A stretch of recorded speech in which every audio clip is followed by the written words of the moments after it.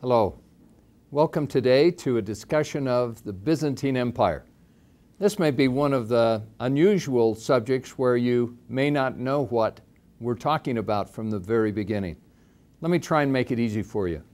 The Byzantine Empire is simply the extension of the Roman Empire after the fall of the western part of the Roman Empire. Therefore, the Byzantine Empire is the eastern half of the Roman Empire. You may think, well, that couldn't be very important, but let me explain to you at the beginning. The Byzantine Empire lasted for nearly 1,000 years, and during that period, there were times when it was very large and very important. Let's see if we can't take a look at it. I think we should ask ourselves now, what was Rome?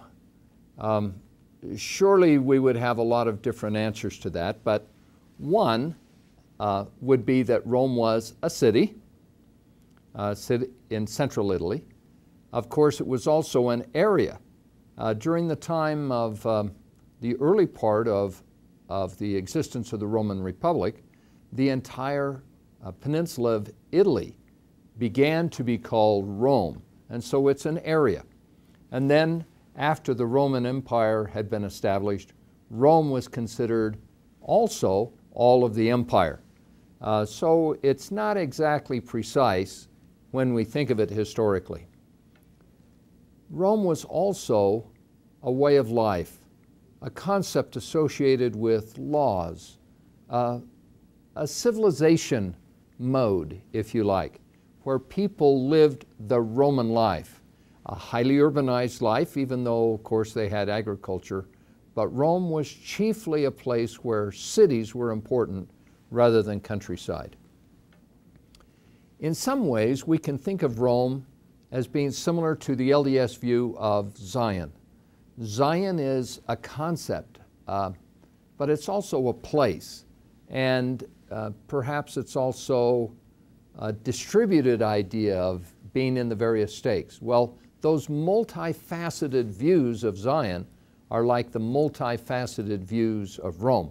Not that Zion and Rome are anywhere near the same thing, but the multidimensional way of looking at it is certainly similar.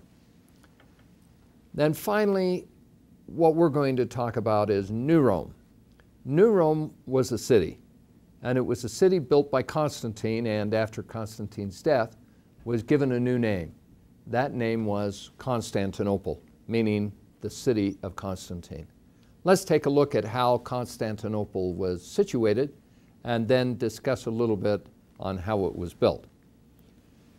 Constantine looked throughout his empire to find what he thought would be a center place of tremendous importance, but also very cleverly one that could be defended quite easily. And he chose a place that was located on an old Greek city called Byzantium. And that old Greek city was actually a peninsula that was thrust out from the easternmost edge of Europe in present-day Turkey. That peninsula thrust toward Asia, and in fact the city, though built principally on the European side, today is on both the European and the Asian side, the Asian side being on the opposite side of a strait of water that connects, in essence, the Black Sea with the Mediterranean Sea. That strait is called the Bosporus. And therefore, this city encompasses the region around the Bosporus, but in ancient days, it was on the European side and it was on a peninsula. Here we see in the map the peninsula, and you can notice that there was a series of walls. First wall built not too long after the city was established, and then further out a larger, greater wall, much more important than the first wall, and perhaps the most impregnable fortress walls that have ever been built. Let's take a view of a video, a brief video that talks about these wonderful walls that protected the city of Constantinople. 410 AD, Rome has fallen to Germanic tribes called Visigoths. Roman citizens fled eastward to the safe haven of Constantinople. But it was only a matter of time before a savage horde, hell-bent on destruction, would come knocking. They were called the Huns. Constantine the Great had put the Byzantine Empire on the map. Now the Huns sought to wipe it off. But the Byzantines had a plan in mind to keep out the Huns. Perched on the tip of a peninsula, Constantinople had strategic advantages over the old capital, Rome, which stood unprotected and exposed. To keep out its enemies, Constantinople would need formidable defenses along its vulnerable western approach. The solution? The strongest, most sophisticated system of city walls ever built. Today they are known as the Theodosian Walls. Ironically, credit for the ancient world's greatest feat of military engineering goes to an emperor who was a mere child when the walls were conceived, Theodosius II. Construction on Constantinople's defenses began when Theodosius was just 12 years old. It was his prefect, Anthemius, who deserves the real credit for masterminding the walls. Romans had been building walls for hundreds of years, but Byzantine engineers faced an even greater challenge. Constantinople sat on a fault, and earthquakes were a constant problem. But how to build something that would withstand a tremor? The answer? Limestone mortar. The Byzantines' ingenious design used limestone mortar alternated with bands of brick and stone. First, square stone walls were laid and filled in with brick rubble and mortar. To bind the layers of stone and mortared rubble together, bands of brick 5 courses thick were laid throughout the width of the walls. Using this layer technique, the Byzantines built a massive barrier, more than 30 feet tall and as much as 16.5 feet thick. It would have 96 giant towers reaching heights of 60 feet or more. But would it be enough to hold off the Huns? The first 7 years of his reign, much of Europe fell to Attila and his Huns. But despite repeated attempts, Attila had yet to capture Constantinople. He would get a little help from Mother Nature. In 447 AD, a series of catastrophic earthquakes rocked the city, far worse than anything Byzantine engineers had anticipated. It was the opportunity Attila had been waiting for. 57 towers were leveled by the tremors, leaving the city unprotected. Attila's army was once more on the march, threatening Constantinople. From the rubble, Emperor Theodosius rallied Constantinople's people to help not only rebuild the defenses, but to make them even more formidable than before. But with the Hun army fast approaching, thousands of citizens had only weeks to repair walls that had taken years to build. But the Byzantines would take no chances. The new and improved Theodosian walls would now incorporate a triple line of defense. The first hurdle, a giant moat. Beyond that, an outer terrace. Next, a brand new outer wall, 10 feet tall and 6.5 feet thick. The final and by far the most impressive line of defense would be the original massive inner wall, completely rebuilt and anchored by its 96 giant towers. The work was completed just in time. Attila's scouts crested a hill only to see the hardcore fortress of Constantinople. Attila would never breach the Byzantines' capital city. For 1,000 years, the Byzantine Empire would be saved by its city walls, from the Huns and Arabs to the Russians and Turks. Here we can see an interesting perspective view of the city of Constantinople. Again, we're looking into the city from the sea, and you can see on the right-hand side an area that looks like a river. It is called the Golden Horn. The Bosphorus is actually to the extreme right and not shown very well in this perspective view. What we are looking at then is toward Europe. And if you look in the distance, you see the large wall. Let me draw your attention also to the foreground. There you see some major buildings, and in fact, if you look closely, you can see a large oval that would be associated with some of the principal structures of the city of Constantinople.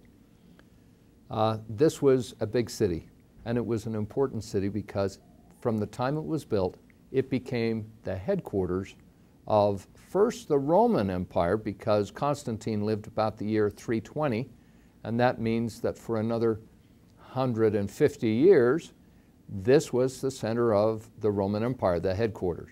And then, as I've mentioned before, after that period, it was the headquarters of what we call the Byzantine Empire. Let me just make a comment there. The people in Constantinople, after the fall of the western part of the empire, did not call themselves Byzantines or part of the Byzantine Empire. They said that they were Romans and that they were part of the Roman Empire. It's only for our sake, long afterward, that we call it the Byzantine Empire, to distinguish it from the Roman Empire that existed with both western and eastern halves. So the Byzantine Empire is simply the eastern half after the fall of that western portion. Well, a couple of things that we should talk about with respect to Constantinople. The name comes from this Greek village, Byzantium, that was the previous site of Constantinople. There is another meaning for Byzantine in modern day English, and Byzantine means that it is complicated or evil or devious. That comes from some of the practices that occurred during the period that we're going to discuss today, the Byzantine Empire period. Surely it was true that there were many devious things that happened. For instance, there's a story of a mother who kills her emperor's son. There's a brother who kills his brother on High Mass during Christmas. There's a brother who allows invaders into the city to dethrone his brother. There are deep layers upon layers of intrigue, and certainly this Byzantine Empire would be very Byzantine. Here is a video about Justinian I, perhaps one of the greatest of all of the Byzantine emperors, and the one that we will focus on at the beginning of our discussion today. I think you'll enjoy getting to know a little bit about Justinian. Justinian I ruled during the Byzantine Empire's golden age. Yet, ironically, the man who lusted after the glory of ancient Rome was an outsider. His 40-year reign would be marked by intellectual brilliance, an unparalleled work ethic, and unbridled ruthlessness. 2 years before ascending to the throne, Justinian married a beautiful, strong-willed woman named Theodora. But there was just one problem. Theodora was a former burlesque dancer. So to take her checkered past out of the equation, Justinian simply promoted her. The day he was crowned emperor, he named Theodora as his co-empress.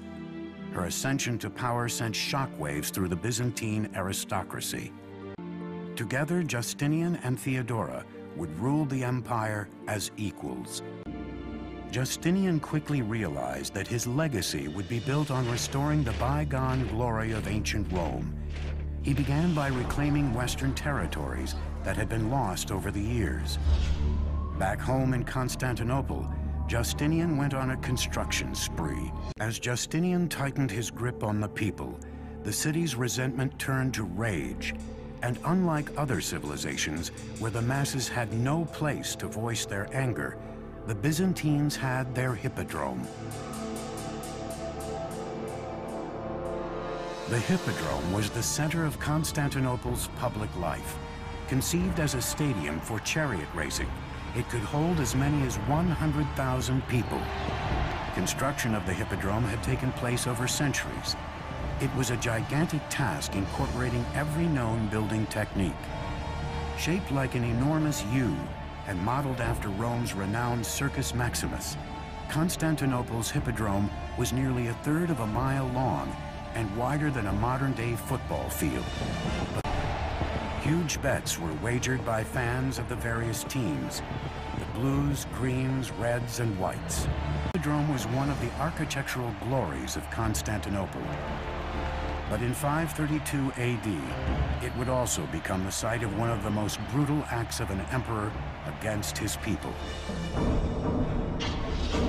One day in early January, Justinian, by now wildly unpopular thanks to his harsh policies and heavy taxes, appeared before a raucous crowd at the hippodrome. He was all prepared to get on a ship and clear off to the Asian side of the Bosporus, but the Empress Theodora, who started life as an actress stroke prostitute, said, "I've got this far, I'm not giving up now, you know, stay and fight." So he did. Theodora's words convinced Justinian, and his response would be calculated and horrifying. He dispatched his generals to gather a force and march to the hippodrome. The conclusion of the Nicaea riot is one of these events of biblical proportion. Justinian calls the rebels to meet in the hippodrome, suggesting that he may compromise with them. But in fact, he gets them into the hippodrome, closes the gates, and they are massacred by the imperial troops. Within minutes, all the rebels within its walls had been systematically slaughtered. The center of Constantinople's public life had become the killing grounds for an estimated 30,000 people. Justinian was a powerful ruler, and he had his problems, but he was able to overcome them.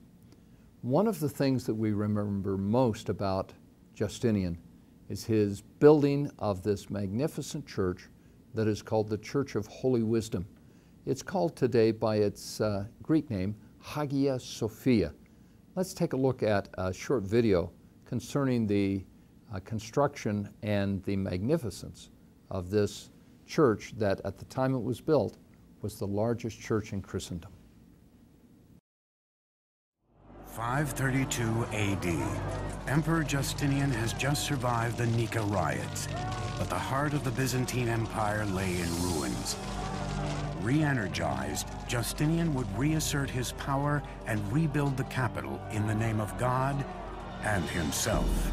Justinian's first priority was to rebuild the city's main cathedral, called the Church of Holy Wisdom. We know it today as the Hagia Sophia. Justinian appointed two Byzantine architects, Isidorus and Anthemius, to design the church. Both were professors of mathematics and physics, skilled in theory, but with no real construction experience. Isidorus and Anthemius's design for the cathedral was revolutionary in concept and unprecedented in scale.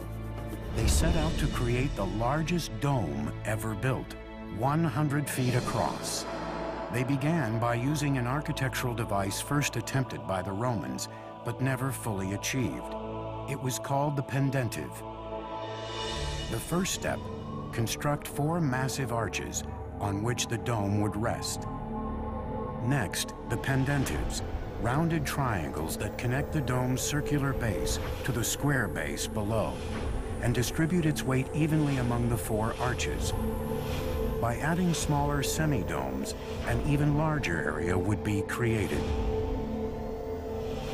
Using pendentives, Justinian's architects were able to construct a gigantic dome that appears to hover in mid-air.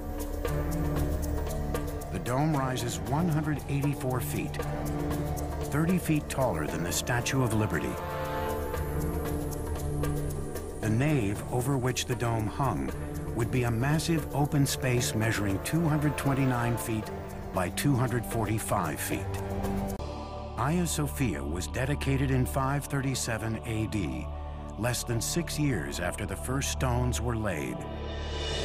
Hagia Sophia was known for more than just its novel design. Even the columns were elaborately adorned with monograms of the emperor and his empress. Emperor Justinian had created a centerpiece for Christianity and further solidified Constantinople as the capital of the Christian world. When you're inside Hagia Sophia, and today it's a museum, by the way, You look up at the top and you can see a ring of lights coming from the windows underneath the top of the dome. It has been commented on. Let me read you a comment from a contemporary of Justinian, or at least a few years later. And this is what he said about this marvelous structure. The dome of Hagia Sophia is a work admirable and terrifying, seeming not to rest on the masonry below it, but to be suspended by a chain of gold from the height of the sky. Obviously, it was impressive. In fact, Justinian himself said, "O Solomon, I have outdone thee," meaning, of course, that he has built a structure greater than the Temple of Solomon. Perhaps it was. We have been told that this building contained 20,000 pounds of gold. What an impressive place it is even today. You can go in and just simply overwhelmed by the magnificence of it. Here is another quote about this magnificent building. When one enters this building, Hagia Sophia, to pray, he feels that it is not the work of human power. The soul, lifting itself to the sky, realizes that here God is close by and that he takes delight in this, his chosen home. In this photograph, we can see some of the mosaics that were placed around the inside of the dome and other places in the beautiful church. We also see a large circular sign with Arabic writing. That's because after the fall of the Byzantine Empire, it was taken over by the Muslims, by Turks, and they converted it into a mosque. And when they did that, they did two things. They put up these large circular panels on which various Arabic things are written, mostly about the name of Allah in Arabic. But they also plastered over the decorations, the mosaics.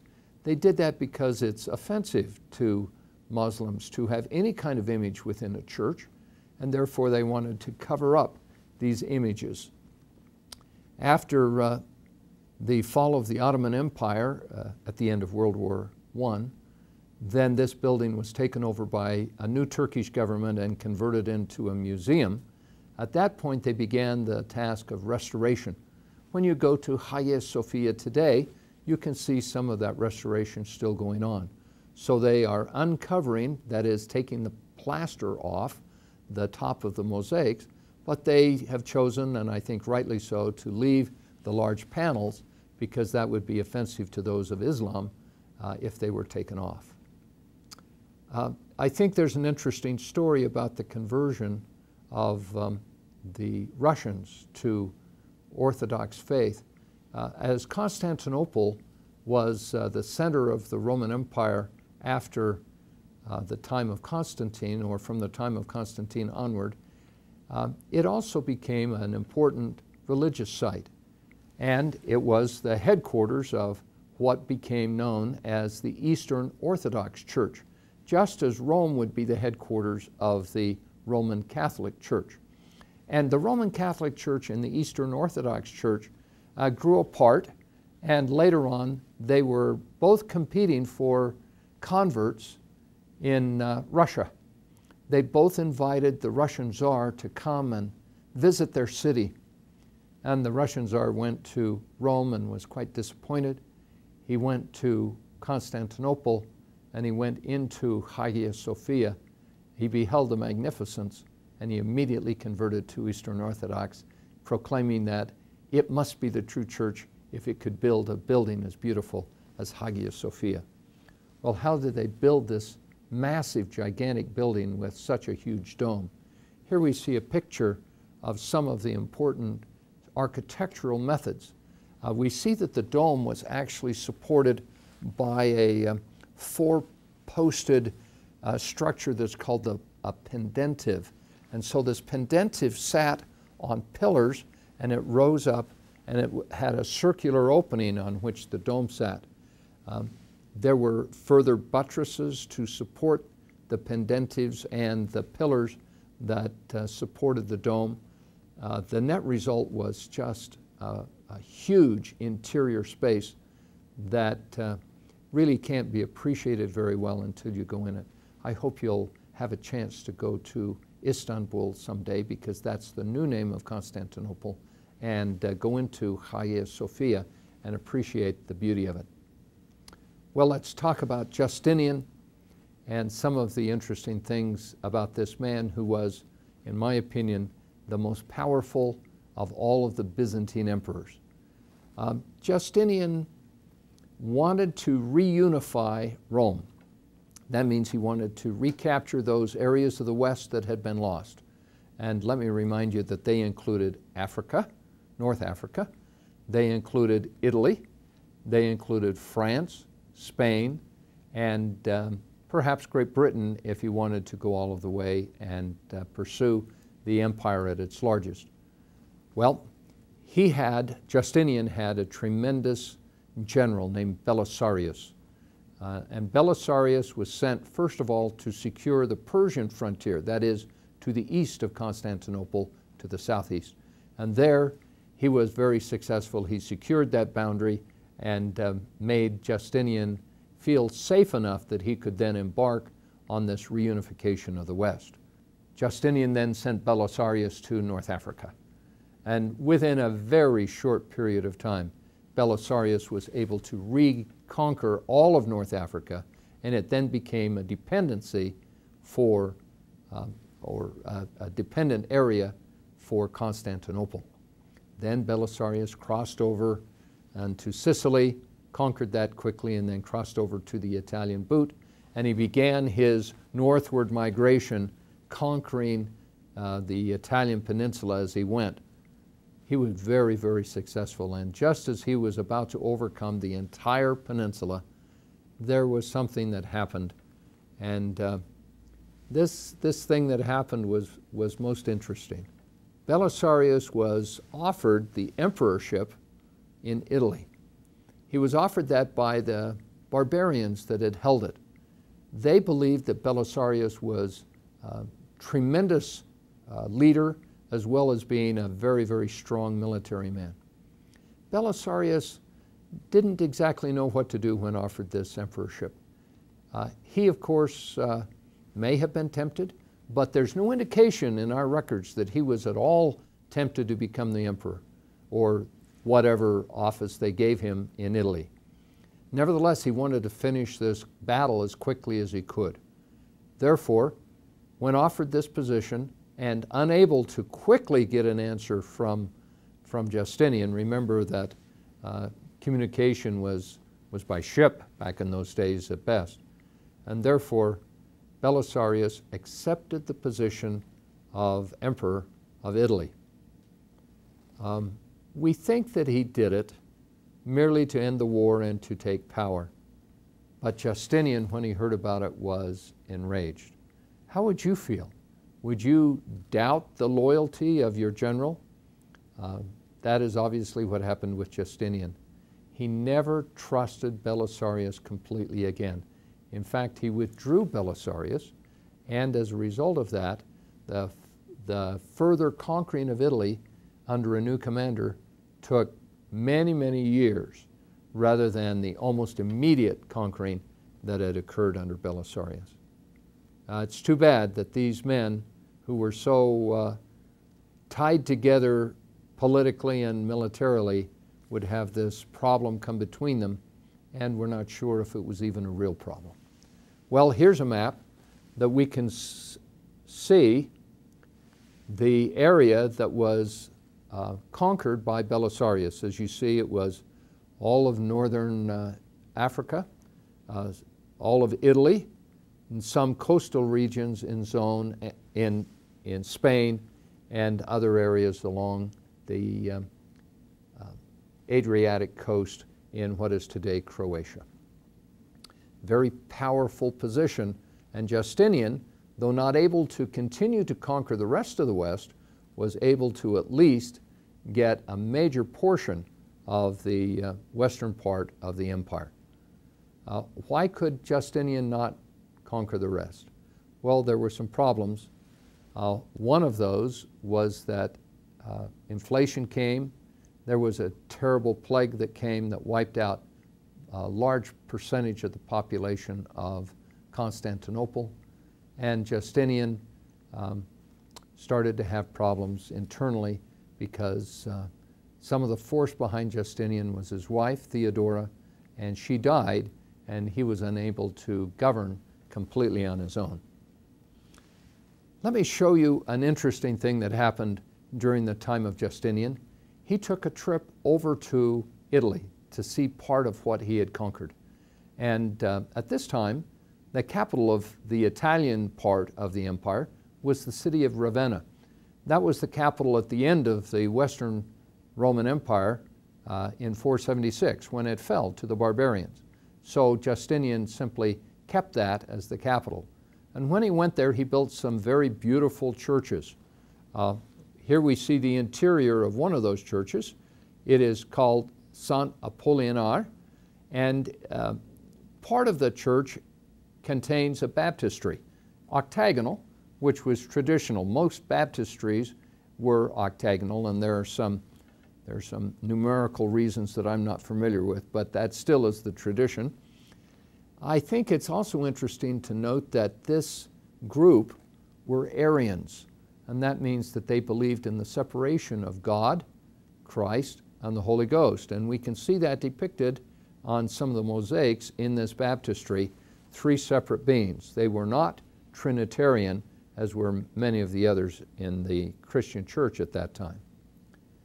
Another beautiful church in Ravenna is called San Vitale, and they also had an octagonal building and also some beautiful mosaics. Let me show you a picture here of the mosaic of Justinian, and with that we see to his side Belisarius. Yes, the same Belisarius. This was during the happy days, I presume. Notice also on the shield of one of the soldiers the Chi Rho, that is the X with the rho in between, which was one of the early Christian symbols. On the opposite wall to the mosaic that we're looking at is this mosaic.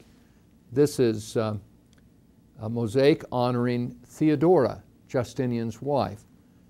She has a beautiful headdress. You can see it on the mosaic today. It's made out of mother of pearl, really shimmering and very lovely. These mosaics are quite large, and they're only part of the extensive mosaics that you can see as you tour the various churches in Ravenna. Many of them were built during the period of Justinian, but there were others that were built a few years before and some a few years after. Justinian was also a marvelous lawgiver. It had been many, many years. Justinian lived in the 7th century, and so there were many hundreds of years that had passed since the Roman law was last reorganized by Augustus Caesar. And so Justinian decided that he would reorganize all of this law that had been built up over the many years. And in addition to all of the reorganization, he wanted to change the law so it reflected Christian values. Of course, the Roman law all during this period has been based on pagan beliefs rather than Christian. And that made some differences in what he wanted to do.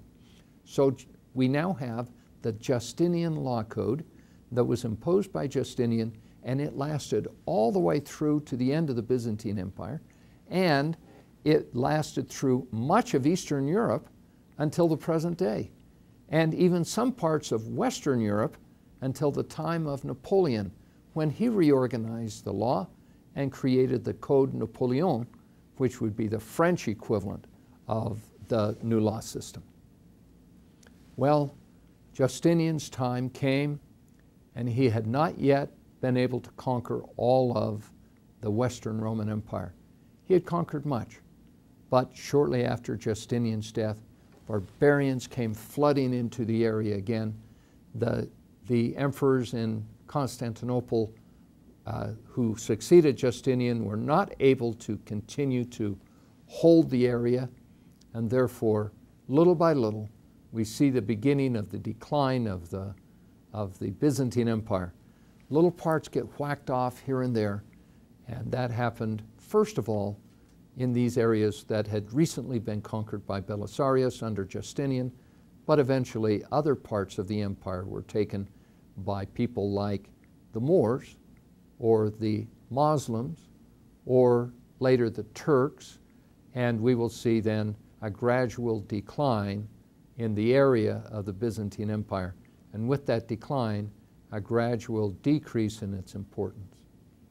But before we get to the sad part of the Byzantine Empire, let's talk about some of the glory days. Not long after Justinian, the Byzantines decided they wanted to enter into a very aggressive trading system with what remained of the Roman Empire, that is the western part, and so they needed an entry port. They chose the city of Venice at the top of the Adriatic to be their entry port. This was a little village at the time they started, and so they decided, the Byzantines decided, to build a magnificent city there. They drove pilings down into the mud, and they built buildings on top of these wooden pilings, and then on top of that they built beautiful church and many other lovely buildings. Therefore, Venice began as a Byzantine city, the gateway to Europe for the Byzantine Empire. Venice developed into a tremendous seafaring power because of the need to continue this trade, and therefore later on even Venice declared their independence of Byzantium, and they became, in their own terms, the most serene empire and the most serene city. It was truly a Venetian empire of great magnificence. Well, as I've already mentioned, during the 6th, 7th, 8th, and 9th centuries, Byzantium is attacked by the Muslims. Most of the attacks were by land, and they were quite successful.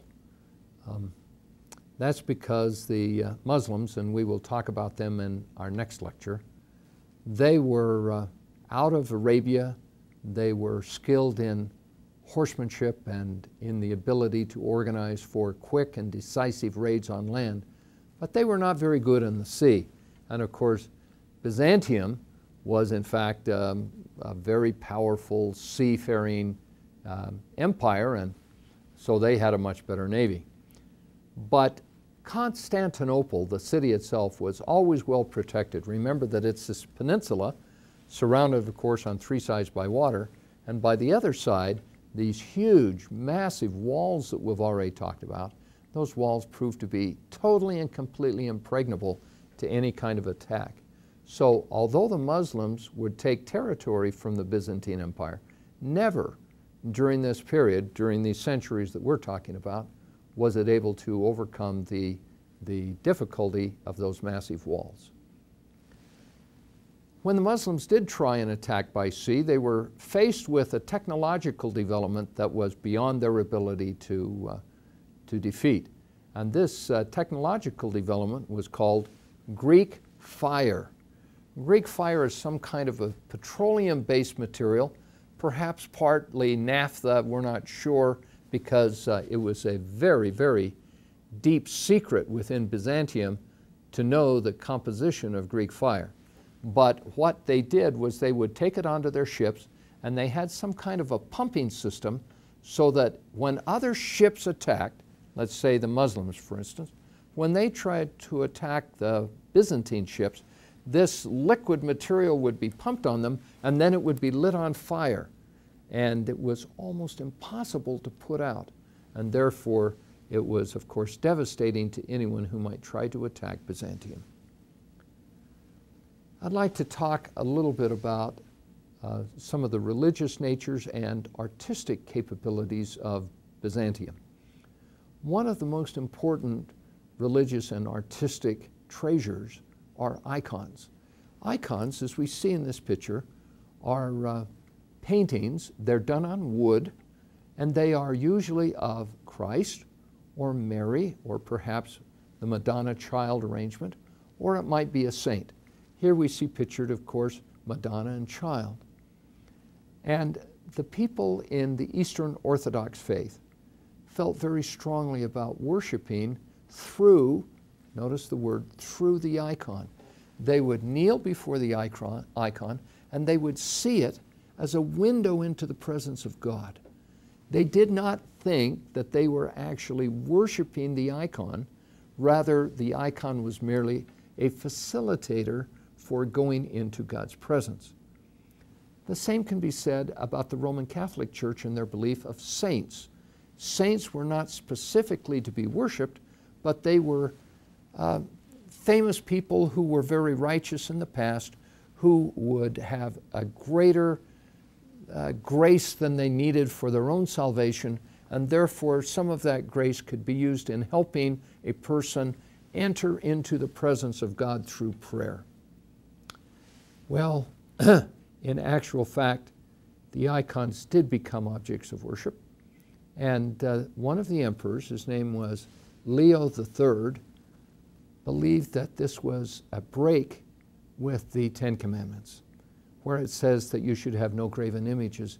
He believed that the icons were like graven images for the people, and therefore he ordered that all of the icons in the Eastern Church to be destroyed. Now at this time it's interesting that the emperor of Constantinople was still nominally the head of the Christian church in the West. He was able to, during this entire period, approve or sometimes nominate who the Pope would be.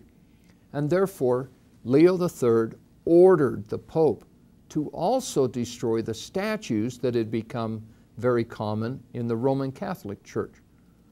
Well, the Pope was unwilling to do that. And this was another point that led to that separation between Eastern Orthodox Church and Roman Catholic Church. Those people who obeyed the emperor went around and began to destroy these icons. But there were many people in the East who resisted. They loved the icons and they didn't want to do it. As I've already mentioned, the Roman Catholic also refused to break their icons or statues. And those who went around and broke the icons were called iconoclasts. And today, those who go and break down organizations or break down images of other things are called iconoclasts after this period. This iconoclasm controversy continued for many decades and was eventually solved by a new emperor who came in and accepted the existence of the icons, and somewhat miraculously, many of the icons reappeared. The people had simply hidden them from the authorities who were anxious to try and break them. Let me comment a few moments more about what I call the Imperial Church. The Imperial Church is the Christian church during the period when the emperor was, at least theoretically, in charge. I already mentioned that emperors could confirm the choice of the Pope in the West and the Patriarch in the East. The popes, especially because they were far away, resented this interference. They didn't want to have to be confirmed by the emperor. Sometimes that took many months. And the Roman Church in the West would be left during that period with no official leader of the church. And so there were some operational difficulties as well as regional resentment. Well, it seems as though the issue of icons and breaking them was the straw that broke the camel's back for the Pope in Western Europe. He decided that he was no longer going to be responsive to the emperor in Constantinople.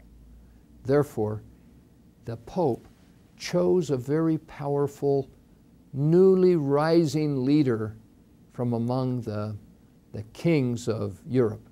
This new leader emerging in Western Europe was named Charlemagne, and he was acceptable to the idea of the Pope. In fact, he may have even suggested it. But on Christmas Day in the year 800, Charlemagne went to Rome, and there he was crowned a Roman emperor. To indicate that he was a special religious Roman emperor that was Christian and that was associated with the Catholic Church, he was called the Holy Roman Emperor. Throughout the remainder of this course, we will have many occasions to talk about the Holy Roman Empire and these Holy Roman Emperors. Let me just comment at this point that Charlemagne was the first of the Holy Roman Emperors, and he was, as I've said, in the year 800. His sons tried to carry on the tradition, and his grandsons tried to carry on the tradition. But shortly after that, the position of Holy Roman Emperor was not bestowed by the Pope, nor was it assumed by any of the rulers of Europe, because, frankly, they were in great disarray. But around the year 950, there was an emerging powerful leader in Germany. His name was Otto I, and he chose to again ask for, and it was bestowed upon him, the title Holy Roman Emperor. And from the time of Otto I until the time of Napoleon, the Holy Roman Emperor existed and more or less was over the area that we think of today as Germany. We'll have more to say about this Holy Roman Emperor as we go on through the course. Well, I've already talked about the difficulties that were gradually getting worse between the Roman Catholic Church and the Eastern Orthodox Church. In the year 1054, a formal split occurred between these two. That split is called the Roman and Orthodox Schism. And the main issues on the cause of the split were, first of all, the view of the Pope. The Pope considered himself to be a direct descendant of Peter, with all of the keys bestowed to him by the apostles. And as such, he saw himself as the only legitimate ruler of the Christian church. He saw himself as being without mistake. That is, he could not make errors when talking for the church. The Eastern Orthodox bishops and patriarchs did not agree with that point of view. They saw the Pope as merely another bishop, equal to themselves in authority, and certainly not infallible. They also had different views on the Trinity. The Trinity, of course, was a subject that had been mandated by the Nicene Council in 323 by the Emperor Constantine. But the Trinity had evolved a little bit over time with various church councils. And it came to a point where there were minor differences of words, probably differences as much between Greek speakers in the East and Latin speakers in the West. Nevertheless, it became a point of tremendous contention between the Eastern and Western churches. There was also a difference of opinion about the Immaculate Conception, that is, the time at which Mary was conceived. The Immaculate Conception has to do with Mary's birth, not Christ's birth. And there was some discussion about the differences there as well. There were also differences regarding priest celibacy. In the Eastern Church, a priest could be married, whereas in the Western Church, in the Roman Church, it was not permitted. We see here a statement of the difference in doctrine or creed between these two divisions of the Christian church. Let me read this for you. The basis of the division between Eastern and Western empires, between Constantinople and Rome, came down to three words. The difference was about the nature of the Trinity, God as Father, Son, and Holy Spirit. In Orthodox dogma, from the 6th century, the Holy Spirit proceeded from the Father, and thus through the Son. In Roman dogma, the Spirit proceeded from the Father and the Son, a phrase incorporated into the Creed in 1020, and that was the immediate cause of the schism between the two churches. But all of these other issues were the underlying problems as well. Well, so what's happened to Constantinople during these periods? It began, of course, as just a continuation of Rome. And when the Western Empire fell, the emblems of authority were passed from the emperor in the West to the emperor in Constantinople. During the years of Justinian, he reconquered much of the West, but following Justinian, there were periods of weak emperors, and the Eastern Empire, the Byzantine Empire, little by little fell to invasion by barbarians, and then later invasion by the Muslims. When the Crusades came, they were initially invited to participate with the emperor in reconquering some of the Muslim territories that have been lost, especially in the Holy Land. But a difficulty grew up between the Western Crusaders and these Eastern emperors. And in fact, one of the Crusades was so bitter towards the emperor that the crusade actually conquered Constantinople rather than go on and deal with the Holy Land. That's the time when one of the emperor's brothers let the Crusaders into the city in a secret pathway.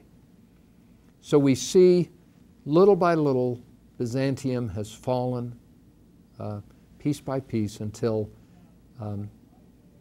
in the 1300s and the 1400s there is almost nothing left except the city of Constantinople itself.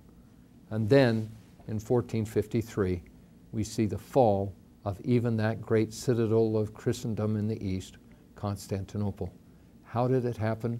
Let's take a look at this video and we can see.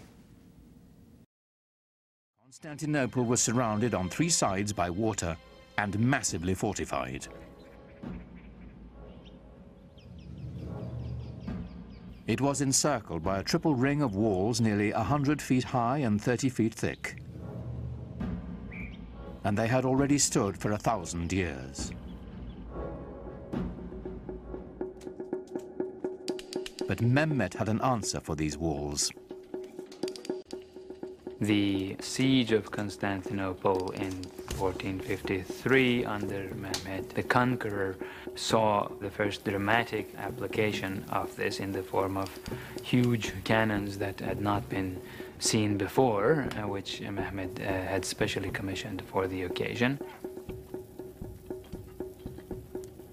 Earlier cannons had been assembled with strips of forged metal bound with hoops. They fired stone projectiles with little more power than a catapult.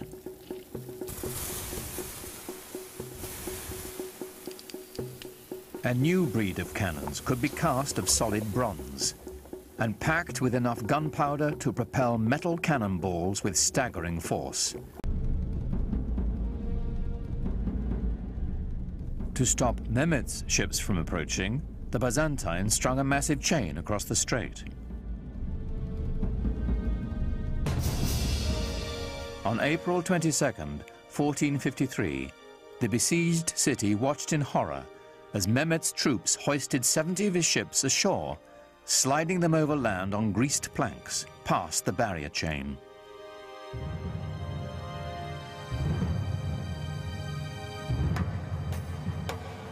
More than 100,000 Ottoman soldiers now stood before the walls of Constantinople, braced for the greatest bombardment the history of warfare had ever known.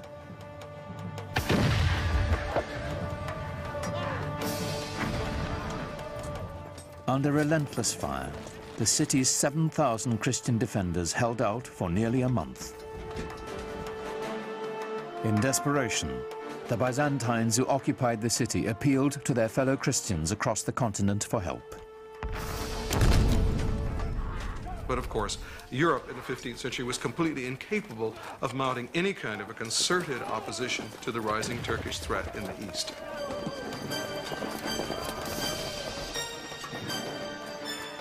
At that time, the kings of Europe had military and political problems of their own. Constantinople would have to fend for itself.